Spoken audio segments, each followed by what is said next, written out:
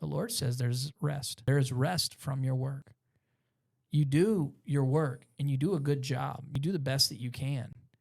But there's also a time where you go, it's in his hands. Yeah. A hard place for a lot of people. But it's one of those things where as a believer, especially for believers out there, people who love the Lord, say they are followers of Christ, we should be an example setter in our workplace and in our home.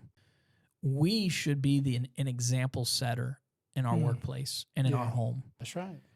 And we should have, when people hang out with us, when we go over to somebody's house, and I'm not trying to toot my own horn or anything, but we went over to somebody's house when we went and visit our family at the beach house.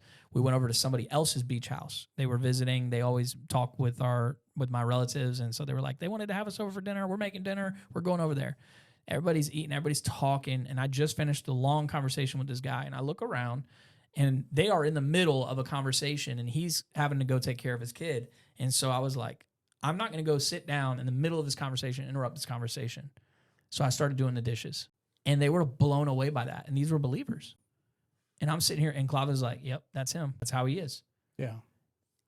I'm not doing something that I don't do on the regular basis at home. And so I would say this, with this idea in mind for people who want to live more committed, if you're going to do it at work and not at home, you're being a hypocrite. If you're going to do it at home and not at work, you're being a hypocrite. If you're going to do it at church and not at home and not at work, you're being a hypocrite.